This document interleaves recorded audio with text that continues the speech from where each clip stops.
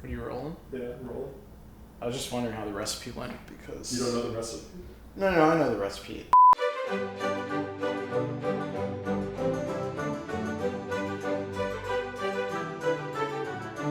Welcome to the cooking show that we're doing here. It's called Less Than Ideal or Unideal Circumstances. So today we're cooking a Spanish garlic shrimp kind of pasta thing. I just kind of reached into the fridge, found some frozen shrimp, which is kind of miraculous. I haven't had meat in days. So first thing you gotta do is peel this frozen shrimp. It's been thawing out in some water for probably a couple hours, so it's ready to go, but you gotta take the exterior shell off because, you know, that's what you gotta do, you know? Some people, they'll leave the shells on. It's not very nice. This one, it looks like these only have the tail shell on, which is kind of nice. So let's go onto a paper towel so they can dry. We're stuck in this frat house, scavenging for food because we're in some quarantine times. I don't think I bought these shrimp. I think these shrimp have been in the freezer for greater than 1 year because I don't buy the shrimps where they're not completely with the shell on. You know, it's wasted money. How ideal is having shrimp that have been in the freezer for more than a year? I think the freezer, like the whole science behind it is like it stops the shrimp or whatever you put in it from, you know, degrading. I think it's fine. These shrimp do have like an odd kind of whiteness about them. I don't know if you can catch that. Show me this camera. Yeah.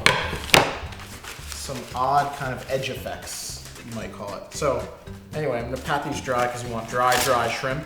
You know, do a second pat. Then I'll hit them with some salt and a little pepper. So we're also gonna need some garlic, sliced garlic. So we found some garlic in the fridge. This one's growing a sprout, which I think is fine if you just kind of chop it off. So I'm gonna take the skins off these guys. Some people are really into viciously banging their garlic. Some people just kind of press it down. For this, since we want the slices, I guess you shouldn't really smash it all that much. We're doing like a pound of pasta, and how many shrimps is that? 10 shrimps, so I think that's probably an adequate amount of garlic. I'm gonna chop the little nubs off, slice these up. You know, as thin as you can, but you don't have to go crazy because we're gonna fry it up anyway. All right, so that's our garlic. We got our dry shrimp. Now we are ready to go to the stove. We're headed to the stove. So redoing the kitchen, I guess? Yeah, so that's why there's nothing in here. The dish rack is gone, so we just had everything. There's a rice cooker in the corner, I guess. That's unrelated.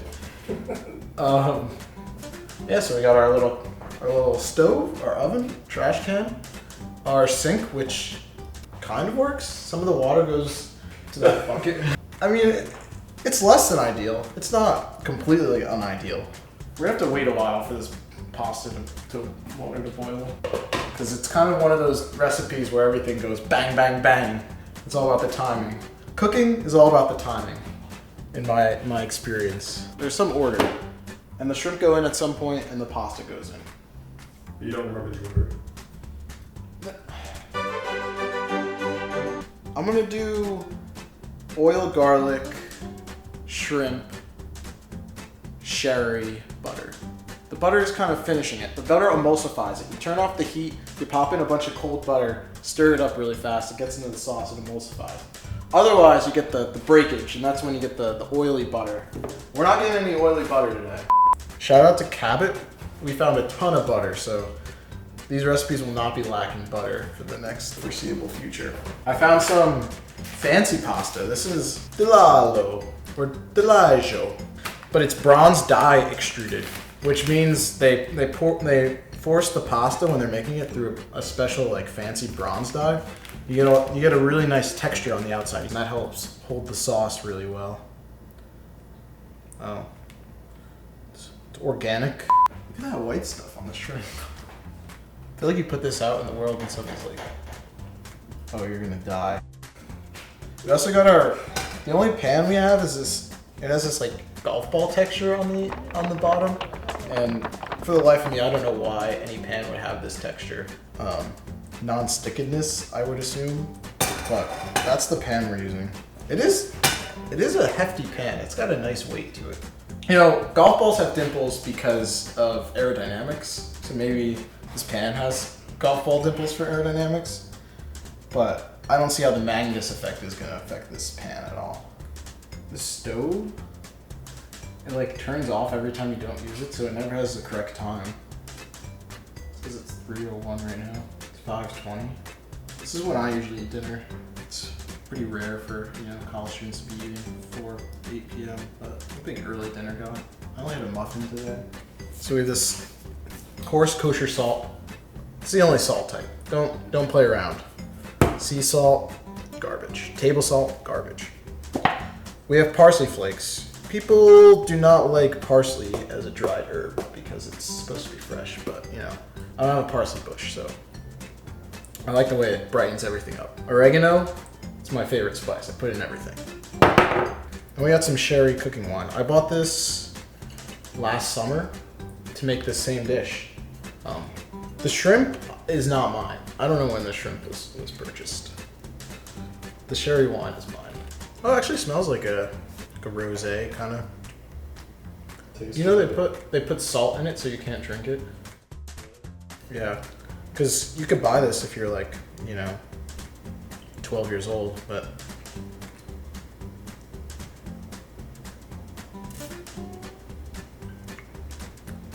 it's remarkably salty. Honestly, it doesn't taste terrible. It just tastes like wine with a bunch of salt in it.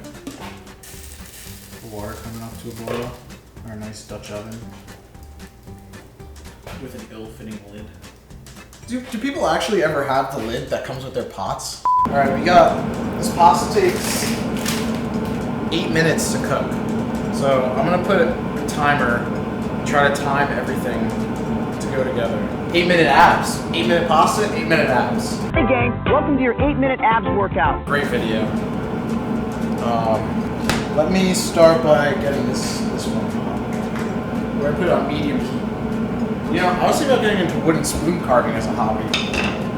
Probably the kid. Alright, we're gonna salt this water, you know, salt it like the sea. You're gonna get that starch on the outside of the pasta, grabbing that salt. You get some olive oil. Put a healthy amount of olive oil in this pan. Let that get hot. Let it fill up all the dimples. Alright. Let's like stop boiling now. I'm gonna dump it in. Alright. We're going. Pasta's in. Garlic's in. Should have sizzled. I don't know why it's not sizzling. It's not hot enough. Yeah, I got the right one turned on. Alright, we're getting a little sizzling. They're just shy. They're just shy. All that pasta's in now. Oh yeah.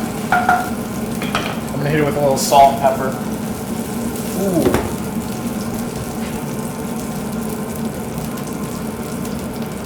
Little crushed red pepper flakes too.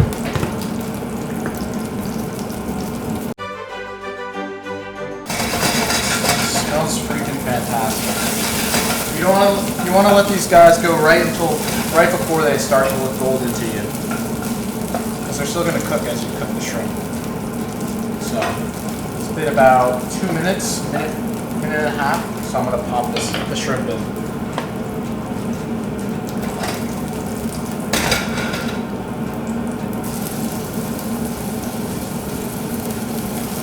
These guys cook pretty fast.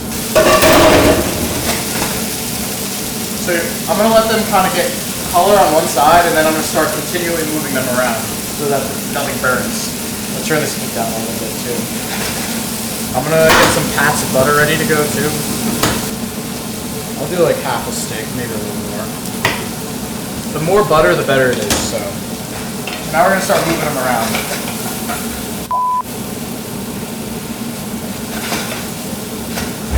are big guys. I think they're called prawns. Alright, these guys are gonna be almost done now. I'm gonna hit them with a little more pepper. And not yet. Maybe a little oregano at this point. Alright, so now we're gonna deglaze. Turn up the heat a little more on that. Cook the alcohol off. So we're about just under 5 minutes into this pasta, so we have 3 more minutes to go. I'm gonna add the parsley now. Oh, look at that. I wonder how close this is to like scampi. I would hit it with a little lemon if we had any. But any lemon we have is going in a cocktail. You know, not wasting precious acidity on this dish. Okay, let this guy reduce. I think I added too much sherry. You let it cook down, it'll reduce. It smells so good. This is like the easiest, best smelling dish you can make. Alright, we got a minute left on the pasta. I'm gonna kill the heat and then put in chunks of butter. A lot of butter. Basically this is gonna turn it into like a sauce, bona fide sauce. Hopefully give us enough liquid to cover this pasta. Alright, so this butter is just about to melt. The pasta's just about to come off.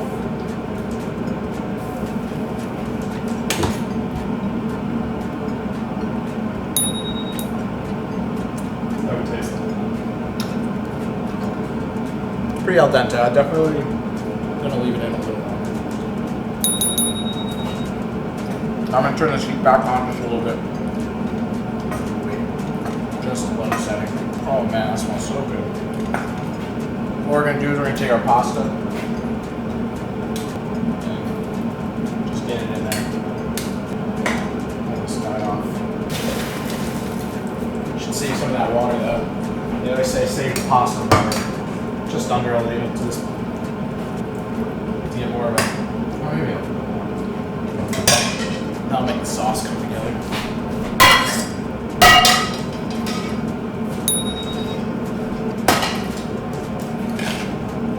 Mix this guy up. I love the color of that pasta. Kind of tighten it up a little bit. We ran out of the pizza dough, so kind of no more use for Parmesan. This plate, it's not really an ideal plate. It's kind of too small. Let's get it. Let's just taste.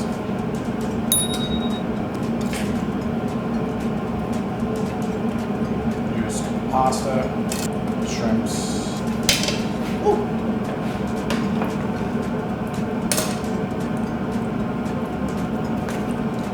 A little parsley. A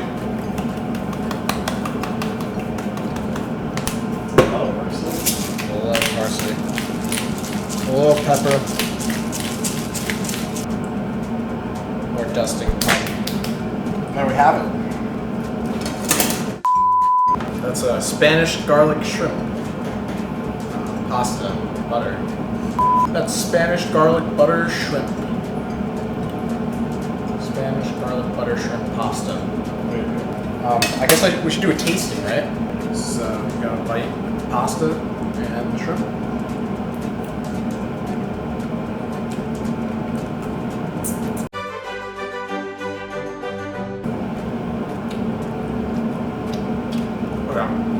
Get a little of that red pepper flake coming through. Creamy, garlic. Oh, just tastes like the ocean, you know what I mean? It tastes like Calabria. What is that? Calibri? Calabria? Some island. Tastes like an island. You sure it's Italian font? island. Calabria is a font. I think the font's based off an island. It's like a Mediterranean island. And this has been less than ideal.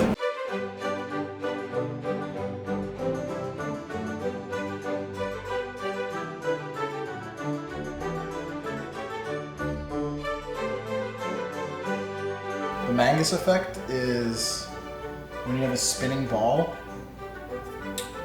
you know, say this is a ball, this butter is a ball, and it's moving through space. You know, at the top it's going that way, at the bottom it's going that way. So this air is going faster than this air because of this air is going faster than this air, and that creates a pressure differential. Which is why if you hit a ping pong with like a backspin, it goes up a little bit before it falls, and if you do a top spin, it like sinks rapidly. You know, Bend It Like Beckham takes advantage of the Magnus effect. What else? Like a slice in golf often hit it weird. Oh.